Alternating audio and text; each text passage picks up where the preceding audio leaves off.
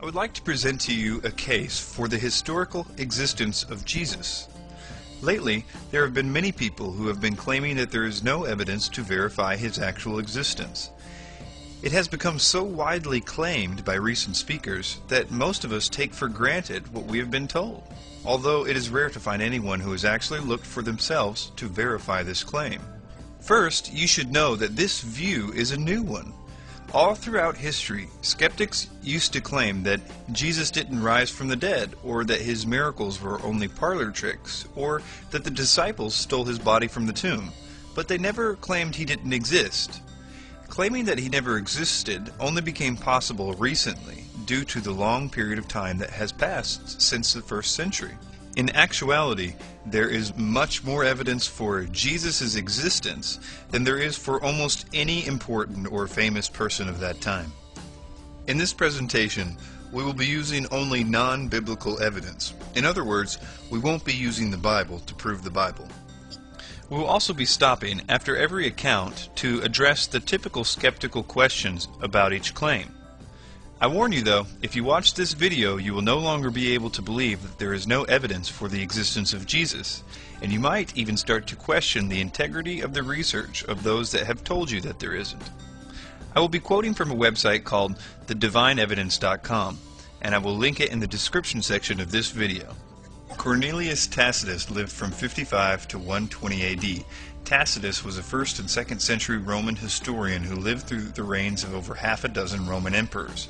Considered one of the greatest historians of Rome, Tacitus verifies the biblical account of Jesus' execution at the hands of Pontius Pilate, who governed Judea from 26 to 36 AD during the reign of Tiberius. Tacitus writes the following: Christus, the founder of the Christian name, was put to death by Pontius Pilate, procurator of Judea in the reign of Tiberius. But the pernicious superstition, repressed for a time, broke out again, not only through Judea, where the mischief originated, but through the city of Rome also. It would confirm the following: that Jesus did exist, that he was the founder of Christianity, that Jesus was put to death by Pilate, that Christianity originated in Judea with Jesus, and that Christianity later spread to Rome. Skeptic Interjection 1. Could Tacitus have taken his information from Christian sources? Answer: because of his position as a professional historian and not as a commentator, it is more likely that Tacitus referenced government records over Christian testimony. It is also possible Tacitus received some of his information from his friend and fellow secular historian Pliny the Younger. Yet, even if Tacitus referenced some of Pliny's sources, it would be out of his character to have done so without critical investigation. An example of Tacitus criticizing testimony given to him even from his dear friend Pliny is found here in Annals 55. Tacitus distinguishes between confirmed and hearsay accounts almost 70 times in his history. If he felt this account of Jesus was only rumor or folklore, he would have issued his usual disclaimer that this account was unverified, but he did not. Skeptic Interjection 2. Could this passage have been a Christian interpolation or forgery?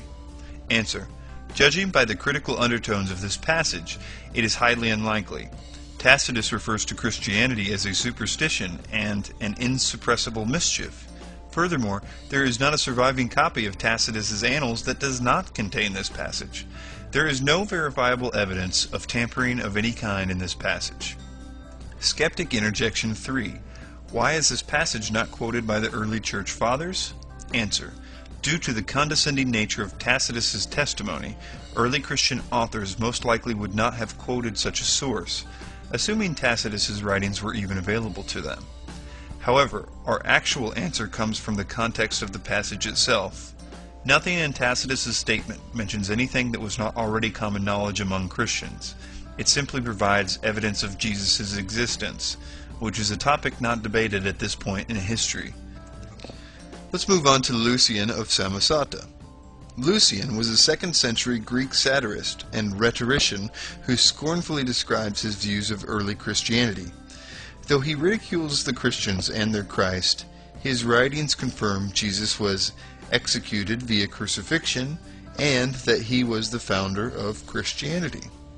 He says, "The Christians, worship a man to this day, the distinguished personage who introduced their novel rites and was crucified on that account. It was impressed on them by their original lawgiver that they are all brothers from the moment that they are converted and deny the gods of Greece and worship their crucified sage, and live after his laws." What this passage reveals and how it confirms the biblical account. 1. That Jesus did exist. 2. That Jesus was the founder of Christianity. 3. Jesus was worshipped by his followers. And 4. That Jesus suffered death by crucifixion. Skeptic Interjection 1. Can we consider Lucian's testimony reliable, due to the source being a literary work? Answer. Lucian's comments revolved around historical events. In Lucian's work, The Way to Write History, he openly criticizes his contemporaries, who distort history to flatter their masters or those who fill in historical gaps with their personal conjecture. He writes, "The historian's one task is to tell the thing as it happened. He may nurse some private dislikes, but he will attach far more importance to the public good and set the truth high above his hate. For history, I say again, has this and only this for its own. If a man will start upon it, he must sacrifice to no God but truth. He must neglect all else." Skeptic Interjection 2. Is it possible Lucian received his knowledge from Christian sources, or that this passage is an interpolation or forgery? Answer.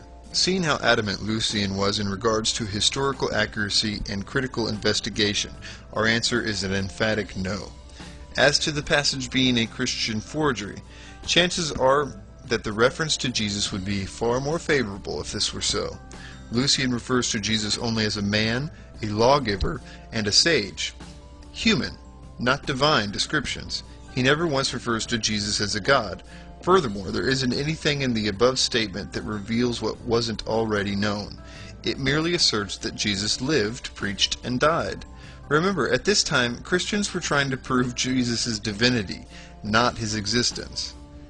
Next, we're going to look at Flavius Josephus. And before we get started on the details of Josephus, I'd like to make a personal comment. And that is that I've heard for a very long time that this Josephus quote was an obvious forgery. But if you look into it, you'll find that there are really only two different versions of this particular account of Josephus's talking about Jesus. He actually talks about Jesus in another account that's not disputed, but this particular one is. And what you'll find is that there's really two versions, and they don't really differ in anything important, at least when we're arguing Jesus' existence, because they both admit that he existed, that he was crucified by Pontius Pilate, that he had many followers, both Jews and Gentiles, and that he performed what Josephus calls wonderful works. I think one reason that this particular passage of Josephus has been singled out for accusations and even misinformation is that it's a very good account from a very prominent historian who lived at that time and would have probably interviewed the apostles themselves. All of that being said, there is a lot to debate and to talk about this particular passage and the other passage that Josephus mentions Jesus in. So let's look into it. This is what was written. Now, there was about this time Jesus, a wise man, if it be lawful to call him a man, for he was a doer of wonderful works, a teacher of such men as received the truth with pleasure. He drew over to him many of the Jews and many of the Gentiles. He was the Christ, and when Pilate, at the suggestion of the principal men among us, had condemned him to the cross, those that loved him at first did not forsake him, for he appeared to them alive again the third day, as the divine prophets had foretold these and 10,000 other wonderful things concerning him. And the tribes of Christians so named for him are not extinct at this day. This is what the other version reads. Now, there was about this time Jesus, a wise man, for he was a doer of wonderful works, a teacher of such men as received the truth with pleasure. He drew over to him both many of the Jews and many of the Gentiles. And when Pilate, at the suggestion of the principal men among us, had condemned him to the cross, those that loved him at first did not forsake him, and the tribes of Christians so named from him are not extinct to this day. Skeptic Interjection 1. This passage contains proclamations in